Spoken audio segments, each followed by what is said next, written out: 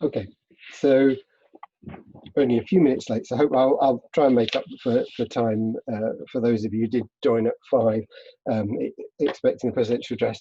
So here it is, the presidential address. I've even put a tie on for the presidential address. I'm so pleased to welcome attendees. I haven't got the numbers actually, 427 now. And I know there are people from all over the world joining. And it's really just such a pleasure to be able to speak to you a little bit this evening. And also, I just particularly like to mention one person I think is joining us. It's Professor Asher Kashdan, who I had the pleasure of meeting via email during the year. And he joined the BPS 64 years ago in 1956. And so I think he may well be the society's longest serving member. So I just wanted to say a special welcome to Asher.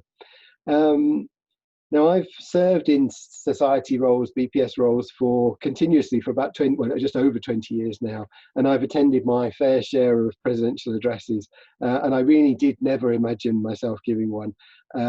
And I always used to think that leaving the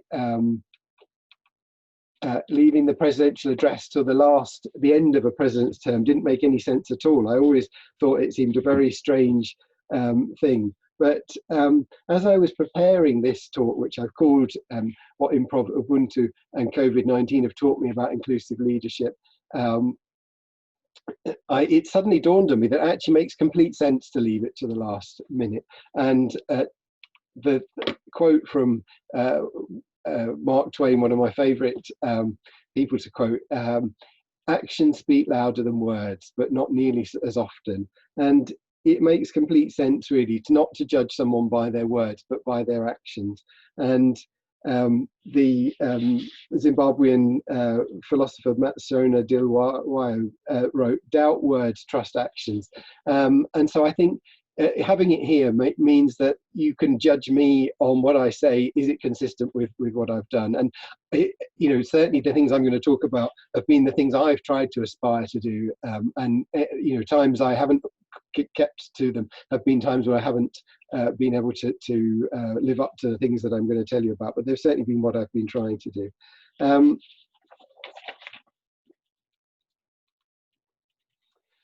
I'm not going to give too many pieces of advice for future presidents, but one piece of advice I would give to everyone other than future presidents is that it's really good to go to the History of Psychology Centre and look. You can see about past presidents. The History of Psychology Centre is fantastic.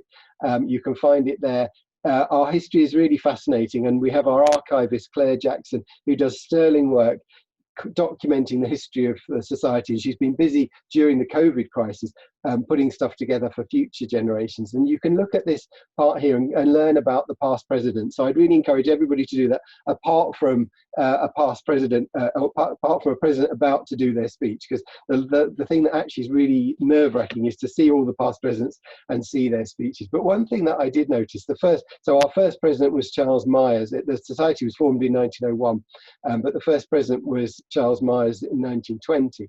And then the first presidential address that's listed is 1943, Tom Peer, his name is pronounced. And it's fascinating to see. Sometimes we think some of the themes that we pick up on are novel, and no one's ever thought about them before. But actually, so this was the first presidential address that's listed here. And the topic was social differences in English education, and it was about social barriers and inclusion in education. And this is the last sentence of that. Politically, England is a democracy, perhaps the most mature democracy in the world, but democracy is not merely a matter of government, it's an attitude of life. And England will not be full or anything like a full democracy as long as one of the most kindest most united peoples in the world is internally divided in a fashion that impoverishes the national life. And that 1943. So I think there's a lot of wisdom in these things, which I have to say I'm not going to add too much now, but I'd encourage you to look there. One thing that did make me feel better was E.B. Strauss's address in 1957. He was one of a number of medical practitioners who've been president of the society, and this made me feel a bit better. Few presidential addresses, even if courtesy demands their appearance in print afterwards, prove to be less ephemeral than a mayfly which enjoys life for one glorious day only. So here's my mayfly I'm offering you, and it's going to enjoy just this one day. As I come up to give this talk, or if I was standing on a stage, or as I'm sitting here at my desk, you might think, well, there he is. There's it's David who's the president, and look at him. When I was in South Africa, the very first talk I went to, the person giving starting the presentation gave an unusual way of starting it. And he said, I want to pay my respects to your ancestors, from my ancestors to your ancestors, which I thought, it just by coincidence, it was the anniversary of my father's death, so it was particularly relevant to me that day. But of course, none of us get here on our own. None of us are completely self-made people, and this proverb, if we stand tall, it's because we stand on the backs of those who came before us. And I put this image in partly because it's a beautiful image, but also I think my colleague Moana might be joining us, even though it's very early hours of the morning, from New Zealand. I'm talking a bit about Ubuntu today, which is an African philosophy, which I'll talk about a bit later. But this book came out recently, just the end of last year, Everyday Ubuntu, by Archbishop Desmond Tutu's daughter, Mungi Ngamane. And I've heard her interviewed, and she says, well, there's no such thing as a self-made man. I've never met a self-made man. I've never met a man who can give birth to himself. And we all come from we all rely on a network of other people, and this is going to be a theme of my talk, to do anything. Even this picture, this lovely picture, I didn't do it myself. I found it, and then Mark and Tim from the BPS had to get the permissions to use it. So I wouldn't have been able to show you this. And this conference has relied on all the BPS people. So although I'm in the limelight now, there's a whole army of people behind me. And of course, for me getting here, there's been an army of people behind me. That's me. Certainly the first number of years in my life, I didn't make much of a contribution to my own progress. I was completely reliant on those around me, and particularly my dear mother, Patricia, who's soon after that picture was taken. I've written about this in a blog that I wrote for World Mental Health Day. Soon after that, we both went to this place, which was a psychiatric hospital where I spent the first 6 months of my life because of my mum's mental health problems at that time. And just to think that the start of being a parent that she had, I mean, it was fortunate that she was able we were able to stay there together. But she had such a difficult start to life, and through her life she's also had other periods of really severe mental health problems, and despite that she has been such an inspiration to me, and I've learned from her the I guess to the resilience and always to try and see the good in people, which she always does. So that she's certainly been an influence on me, and she's actually currently in hospital, so she's not going to be watching this live. But as I say, she's certainly been a huge part of anything that I've done. And also my father-in-law, Mohammed Sharif Khan, who passed away a year ago this coming Saturday, and he taught me to value everybody, and he was known for being incredibly generous and making friends wherever he went. And one of the stories about my father-in-law was that we're at our wedding now 25 years ago, more than 25 years ago. We had the family photo that we had a bit of a sort of cross-cultural wedding. My wife's from Pakistan, and we had a family photo, and there was somebody in there that I'd never met before, and he was a Pakistani man. And I said to my father-in-law afterwards, "Oh, I didn't know you had a relative that came." And he said, "Oh, I took my car to have an MOT this morning, and that was the mechanic. I asked him to come to the wedding." So he ended up in our wedding photo. But that was something, that's taught, that I've taken from him. And there's lots of people, I won't go through them all, the things I do come from them. As a profession, I think it's important for us to recognise the people who've contributed to our profession as well. There's a number of people, significant, well, everybody's significant, and so, but psychologists, well known, lesser known, who passed away in this last year. Peter Beeman, I just want to particularly mention, was at our AGM last year, and I spoke to him as social psychology technician and past president of the Association of Technical Staff in Psychology. And you know, I remember his passion in speaking about the role of technicians and how linking with the society at the AGM this time last year. Marcia Worrell, many of you will know, a real champion and one of the few black female professors, professors of psychology in the country. And I know she's had a significant influence on many psychologists, including Angel, who spoke earlier. The other person here I knew personally was Peter Bannister, who was a past president of the society, who passed away. Janet Carr, I know through reputation. So, and I'm really pleased actually that the psychologist has been covering these, you know, the contribution of different people in our society. So as a profession, I think it's nice for us important for us to recognise our own professional ancestors. Hannah Steinberg, this morning I mentioned about the logo of the society. Hannah Steinberg wrote, I didn't know her personally, but she wrote an article on the history of the society logo. So back to me.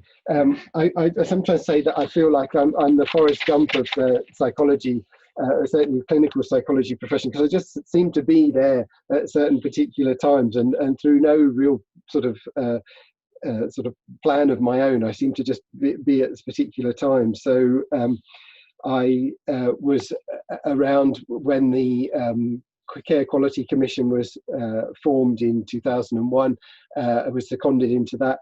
In 2009, I happened to be around in the BPS and ended up being very involved in developing the standards of proficiency. In 2013, I was the chair of the practice board.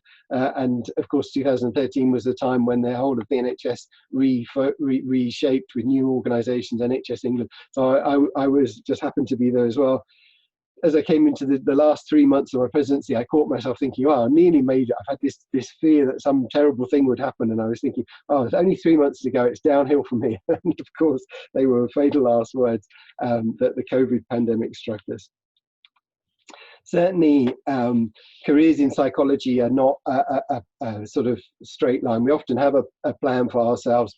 Some of you might be at the earliest stages of your career, like Alice, who so wonderfully opened the conference this morning. And sometimes we have a plan, but it's rarely works out quite like that. This is a picture I used in a careers talk a while ago, and even since then, I mean, this has a sort of the indication that you're gradually going upwards. And certainly, my experience has been more like this. And certainly 2 years ago, my career, I felt like I got to the peak of my career. I was the director of the Clinical Psychology Institute in Oxford, and I just thought, you know, things can't get any better than this. And then I had a sudden sort of descent into really very tough time, really tougher than I'd ever imagined, really, when I was made redundant from that job, and really, yeah, I mean, that was a very, very difficult time. But had I not had that time, then I definitely wouldn't have. There's 0% chance I would be here as president now, because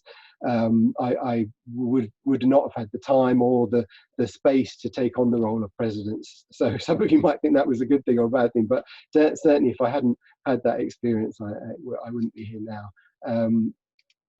And somehow now I feel like I'm sort of, having come through all these various experiences, a bit sort of more floating and perhaps not quite so dependent, I hope, on the ups and downs of life. So there was a particular down point. This is me loading my car up to leave my job in Oxford when I left Oxford. Oxford left me. I put my possessions in my car, and one of the things you can see sticking out there is a picture. And that's the picture that I had on my wall, and would often use this example for trainees. These are giant redwood trees, coastal redwood trees that grow on the coast, the northern Californian coast. And the reason I had it on my wall was to illustrate a point that I thought was really valuable for trainees, that the coastal redwoods are the tallest thing on the planet Earth. They grow up to 400 feet tall. But the incredible thing about them is that their roots are only grow to 12 to 14 feet of depth, and they spread 100 up to 100 feet. And by intertwining and supporting each other, but by intertwining, they support each other and they give each other the strength to grow upwards. And it's only through that support from each other that they can grow upwards. If they're grown on their own, they grow to much shorter height. And so in this particularly low, well, by far the lowest point I've ever had in my life, I had an opportunity to actually go to California. And this is a picture of the giant redwood trees. And they really do make you feel incredibly insignificant because they're so huge. This is a picture of the car I was driving in, and the scale to give you a bit of an idea of the trees. And in the ranger's cabin, I learned something that I even more that I didn't know, that the roots of the trees intertwine, and not only to give each other support, but also exchange water and nutrients to keep each other alive. And the ranger said to me, "Oh, you've come all the way here to see them. Why didn't you see them in Europe? They have them in Europe." And I said, "Oh, I didn't know that." And they said, "Well, yeah, but if they grow in isolation in Europe, they grow up to less than 100 feet and they look very withered because they can't support each other with their roots." And also I saw this sign on the wall from John Muir, who was a Scottish naturalist and who went out and was very influential in the parks movement. When we try and take one thing, we find it's hitched to everything else in the universe. And at a particularly low point in my life, I found that this was a really meaningful thing to me. In the interest of time, I might speed up this example, but another example with trees was in this paper that you may have escaped your notice when it was published in September last year, Hydraulic Coupling of a Leafless Tree. Sebastian Lozinger is an ecologist in New Zealand, and he was on a walk one day and went past this apparently dead tree trunk that had been chopped down, but he found that it was actually emitting sap, so a sign that it was still alive. And you or I would have carried on. I thought, "Oh, that's a funny thing." But being a natural ecologist, Sebastian wired it up to measure the flow of water in it, as you do. And what he found was that the whole ecosystem benefited from this relationship of keeping the stump alive. So in the daytime, the host tree benefited from the root structure of the stump, the expanded root structure. But at night, the stump benefited from water flowing into the stump. So even apparently, serving no useful purpose plays an important role in the ecosystem. And I think that certainly was very meaningful to me, and I took this sort of understanding back. And also this links to Ubuntu, which is one of the things I want to talk to you. A few years ago, I had the great privilege of meeting Archbishop Desmond Tutu, or Arch as he likes to be called. And this principle of how trees are interlinked, he is very much at the basis of Ubuntu, which is not something he made up, but is a very widespread philosophy across Africa. And what it says is that we can't see ourselves in isolation. We're not humans in isolation. We're only humans in terms of the interconnections that we make. And so he says we're human through our relationships. We become human through our relationships. So just like the giant redwood tree, which is not, it doesn't flourish, doesn't look like a giant redwood tree on its own. Just as humans, we can only flourish by our connections with others. Ubuntu says that you are human because you participate in relationships. A person is a person through other people. Without those other people, we can't be a person. And in fact, Arch says that we're subhuman unless we're in that relationship, those network of relationships. I need you to be you in order for me to be me. I want to just take these ideas to bring them to the topic of leadership, which is an area that I've been studying with colleagues in Edinburgh for the last number of years, about the last 4 years. I've been doing some longitudinal work in leadership, which I'll touch on, but I want to just draw on some other points.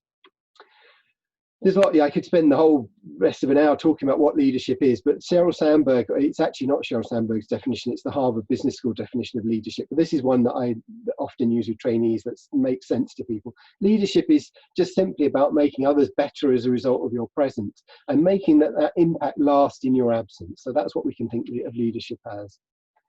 What it consists of, I won't go through this in detail, but it consists of different components. And this is work from John Cotter from the 1970s and 80s, where he did some observational studies to see what managers and leaders actually did. And he identified these 3 dimensions, which I always find a simple model like this helpful, with 3 dimensions: planning, inspiration and coordination are 3 different dimensions. But what does that look like in practice? And I rely on a tried and tested strategy of using image search to get an idea of this. And so I just searched images through our image bank, leadership, and these are the sorts of images that come up. So the fish leading somebody with a big steering wheel and other people lining up behind them.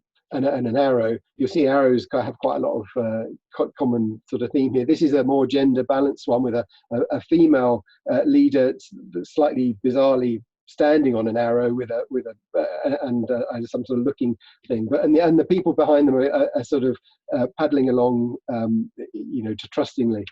And this is a slightly bizarre combination of the arrow and the speaker and the followers running along. So this, you can see there's very much a theme of one person who sort of tells everybody what to do and the other people just get on and do it. And this is very much a dominant view of leadership. In fact, you'd think that this is a post that was a list of 25 books, the 25 best books of leadership of all time. And John Cotter, who I just quoted, just to show I'm influenced, and these books are fantastic, I should say. This was published in last summer. And you think, well, if I read all of these 25 books, I'd know everything about leadership. And as I say, there's some brilliant books there. These are some of the books that are in this 25 books that were recommended. But if you look at the first authors, who were the first authors of these 25 best books of leadership? That's Warren Bennis. These are the 25 leaders, or first authors. And so I think you can probably see a bit of a theme going on here. Of the authors of the 25 best books. They're all male. 100% of the authors, the first authors of those 25 best books are all male. All of the authors, so some of them had second and third authors. I think only less than 5% of the authors are female. And in terms of ethnicity, I think certainly of the first authors, only one of the first authors is non-white, and that's Sun Tzu, who wrote The Art of War some thousands of years ago. So the only modern era authors are white authors. Moreover, 97% of the books were written in either the USA or the UK. In fact, all of the books were written in the UK or the USA, apart from Sun Tzu's Art of War. And within this, I mean, as I say, they're great books, but within this, there are some cultural norms that come through that affect the way we think about leadership. And you can see that particularly in this book, which I haven't read, Ant Middleton's First Man In, and he talks about leadership. No one's born a leader that through sheer determination, confronting life's challenges, ants come to know the true meaning of leadership.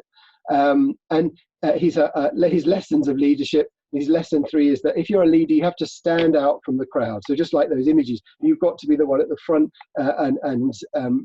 charging, making your own course. And this is a very dominant sort of cultural belief we have, and it's sort of described as heroic leadership belief, and it's tied in with the concept of charisma, which the German sociologist Max Weber first wrote about and described as a leader bearing specific gifts of body and mind that were considered almost supernatural.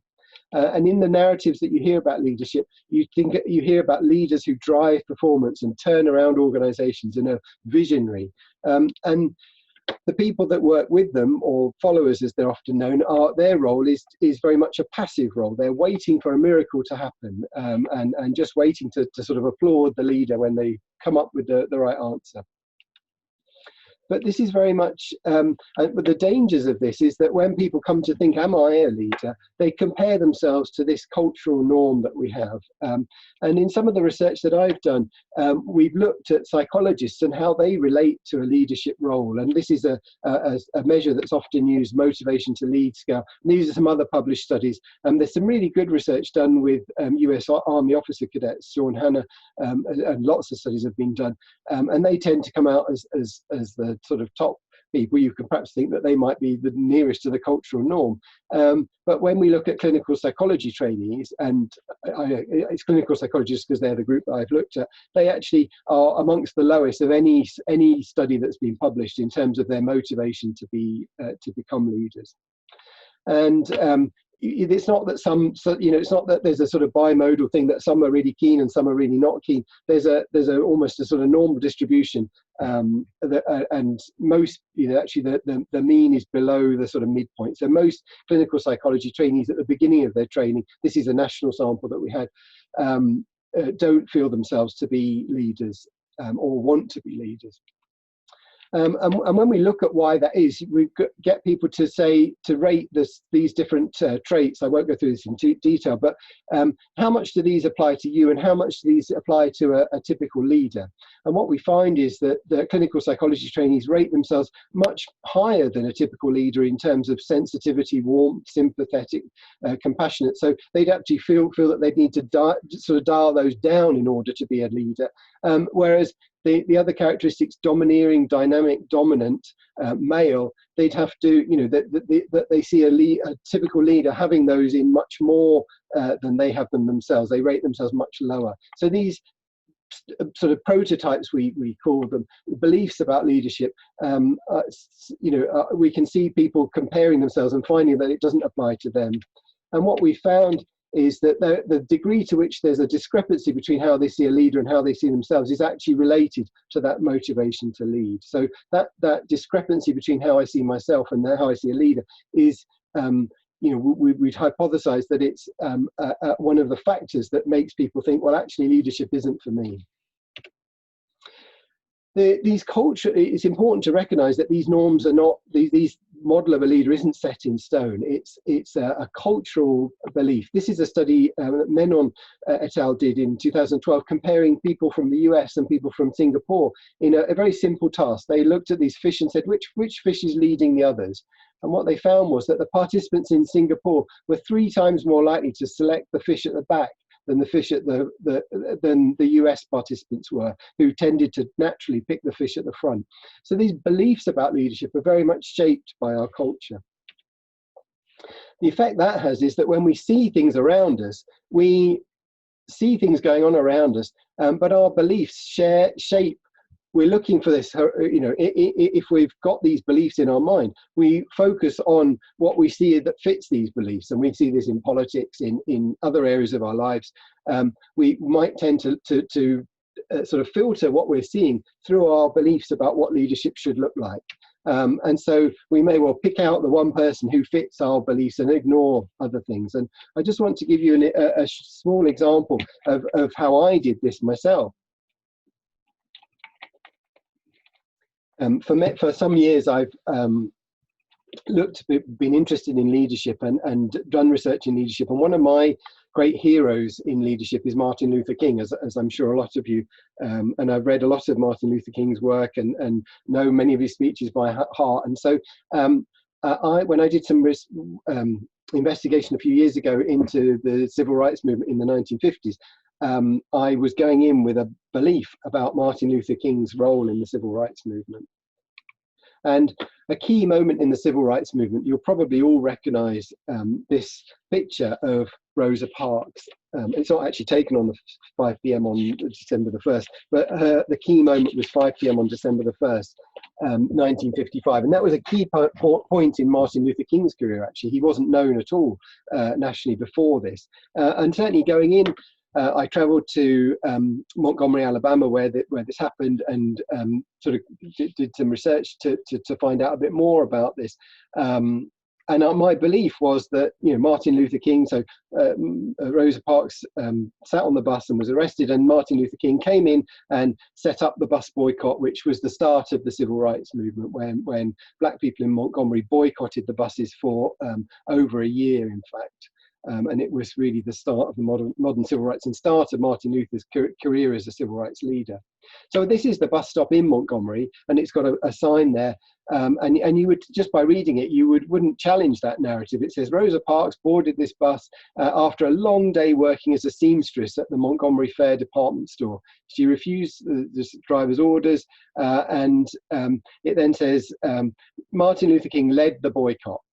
So nothing there would challenge the narrative. But if you then go into the museum that's around the corner, you see this is the bus that Rosa Parks didn't give up a seat on, and you see that this panel says before Rosa Parks, and that was before Rosa Parks. Well, what's relevant about that? And in fact, you learn that even in that 1 year, 1955, a number of other people had not only refused to give up their seats, but they'd been arrested and charged for not giving up their seats. So in that year, in March, Claudette Colvin, who was 15 years old, was arrested and charged. Aurelia Browder, 36 years old. Susie McDonald, 77 years old, in October, and Mary Louise Smith in October, before Rosa Parks in December. And actually in March, Joanne Robinson, the president of the Women's Political Council, and E.D. Nixon, the president of the local NAACP civil rights movement, met with the commissioner, city commissioner, to raise this, and they threatened a bus boycott. And also Rosa Parks had a history before the bus boycott. She'd been the secretary to the NAACP since 1949, and that summer had attended a leadership course at Highlander Folk School, where she was mentored by Septima Clark, who was known as the grandmother of the civil rights movement. So Rosa was the secretary to E.D. Nixon, who was a railway porter and the president of the Montgomery chapter of the NAACP. And they worked in highlighting civil rights cases with some attorneys, Clifford Durr, his wife, and Fred Gray, who was a newly appointed attorney, and Joanne Robinson, who was an English lecturer at the Alabama State College and the chair of the Women's Political Council.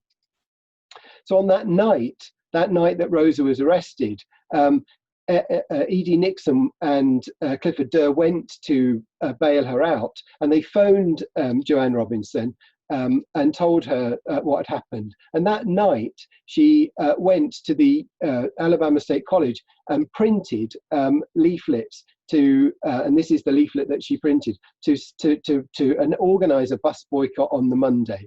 And she printed 35,000 of these leaflets with 2 students who helped her. And only the next day did the local pastors, ministers, get to know about the fact that Rosa was even arrested.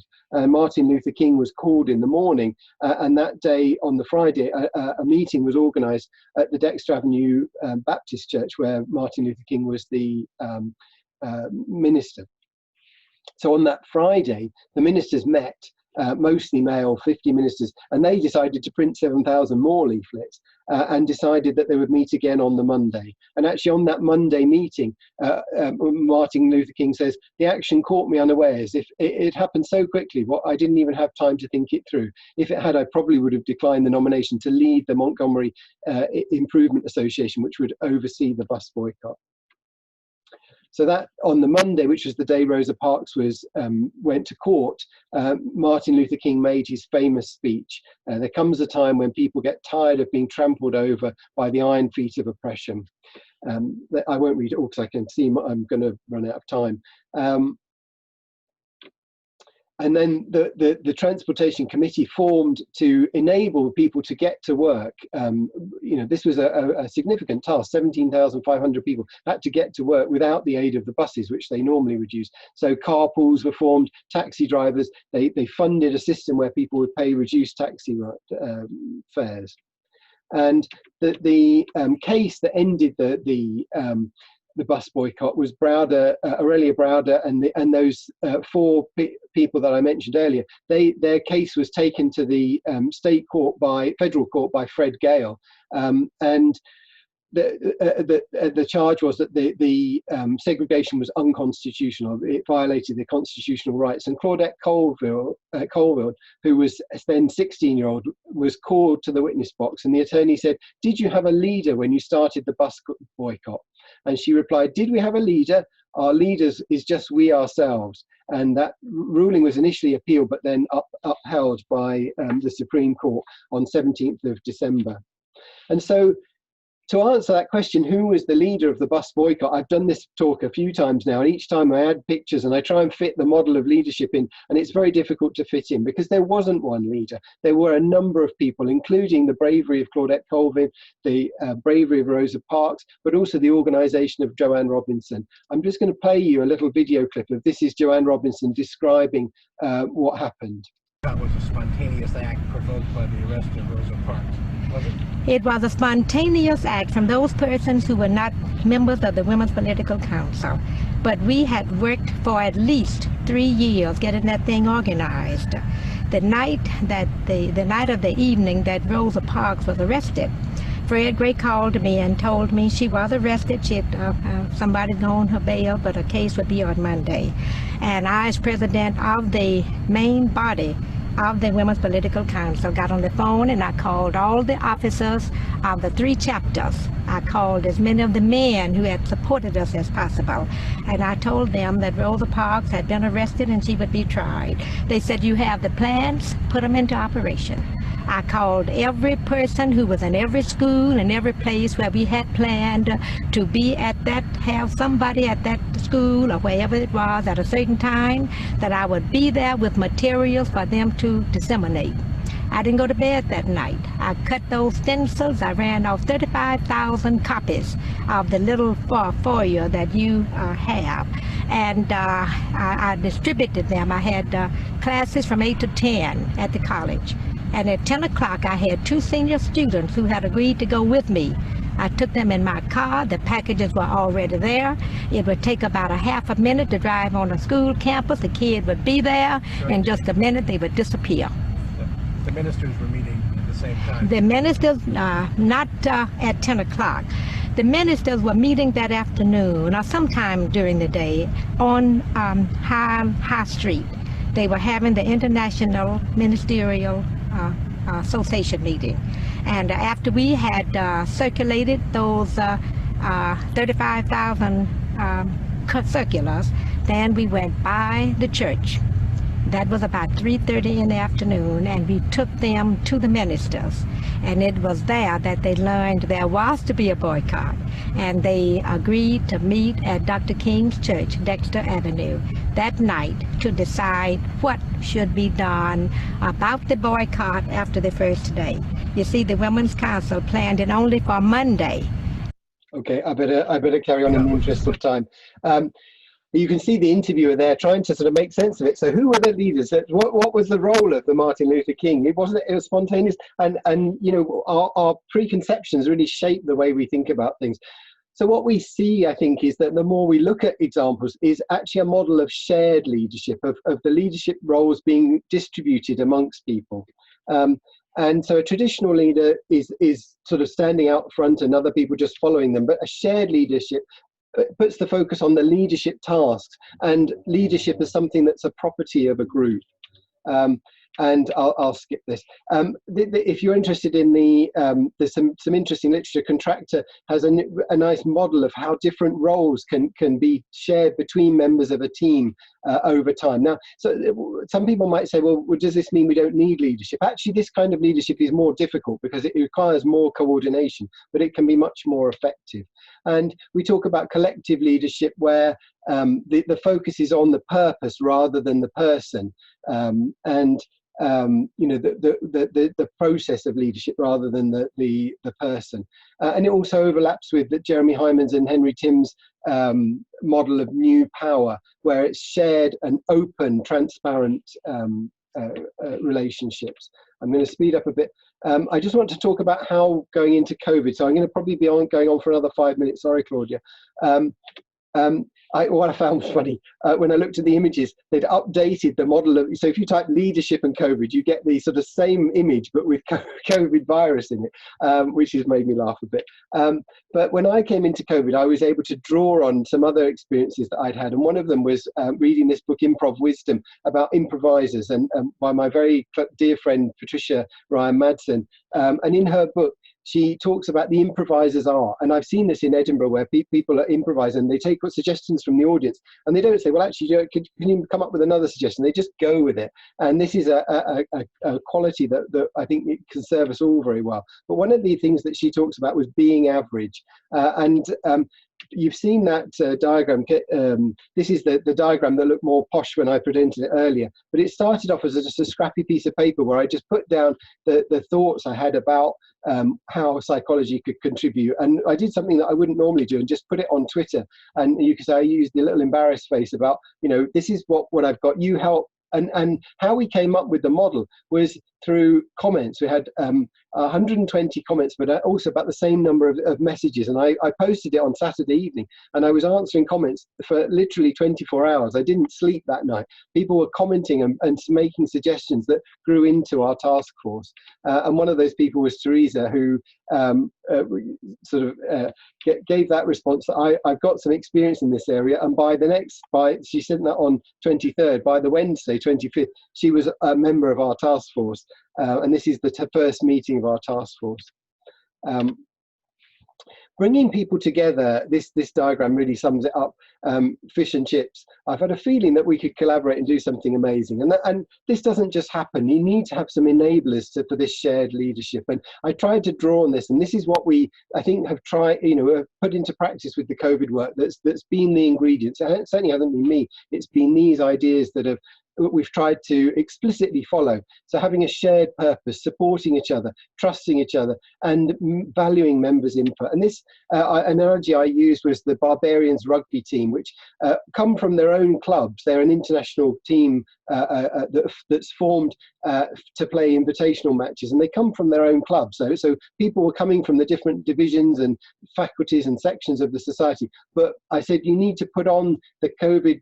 We're coming together as one team. You can keep your own socks on. No one's talking about getting rid of your networks, but we're coming together as one team for a common purpose. And I think that was really helpful. And we also drew on Amy Edmondson's work on teaming, the sort of ingredients that build effective teamwork. And also psychological safety. Amy talks about a belief that it's safe to speak up, to question. And we in each meeting we had a point where we were able to reflect on what are we missing, what are we not doing right, and what's not working well. So that psychological safety enables. So we had the urgency. There was no shortage of urgency, but psychological safety allows people to enter into a problem-solving learning zone, which people make mistakes as they go along, and that's a key point of psychological safety.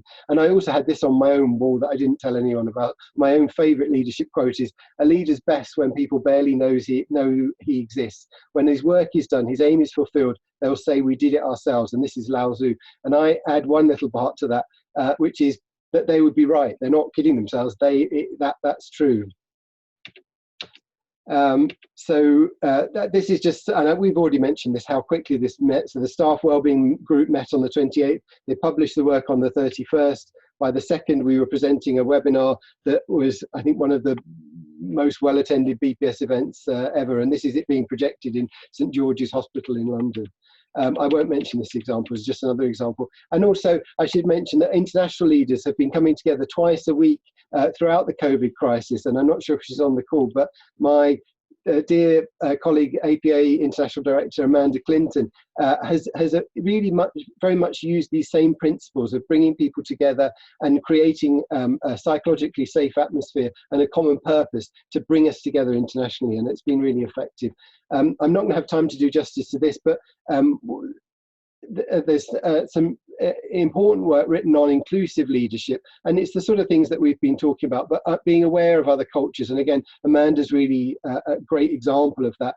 Bork and Espedido published this paper about 6 behaviours of inclusive leaders, and this will be in the slides, so sorry I'm having to rush over it. But there are things you can do, but the thing you could first start with is starting with yourself. Don't try and fix other people, fix yourself first is the answer. I'm going to skip over this. This is just briefly in developing leaders. This is what I did myself in developing leadership development for clinical psychology trainees, and trying to build these experiences in. And what you find is that actually, I'll just show this graph, that actually from where starting to well below in terms of leader identity, actually clinical psychology trainees come to see themselves differently and also to see leadership differently, and then end up with levels of leader identity that are equivalent to those of West Point cadets. So leadership isn't the preserve of that very traditional cultural model. Clinical psychology trainees and of course other psychologists can come to feel positive in a leadership role and do some amazing things. The beauty of doing this longitudinal study is that I've been able to see how people have been going on to do amazing things in their leadership roles. I'll skip this. And of course, taking this in the perspective of the world, you know, I've focused on particular examples. COVID is a world pandemic, but we've mentioned a few times today the other big global crisis is the climate crisis. I really hope that we'll learn some of these same ways of coming together and shared leadership that we take into the climate crisis, and the belief that actually you know, we are in this together. And I just finish with this quote from the commencement address that Martin Luther King, sorry, I still have to come back to Martin Luther King, in June 1965. All I'm saying is this, that all mankind is tied together, all life is interrelated, and we are all caught in an inescapable network of mutuality, tied in a single garment of destiny. Whatever affects one affects all indirectly. For some strange reason, I can never be what I ought to be until you are what you ought to be. And you can never be what you ought to be until I am what I ought to be. This is the interrelated structure of reality. John Donne caught it years ago and placed it in graphic terms. No man is an island entire of himself. Every man is a piece of the continent, a part of the main. And then he goes on toward the end to say, any man's death diminishes me because I'm involved in mankind, and therefore never send to know for whom the bell tolls. It tolls for thee. And by believing this, by living out this fact, we will all be able to remain awake through a great revolution.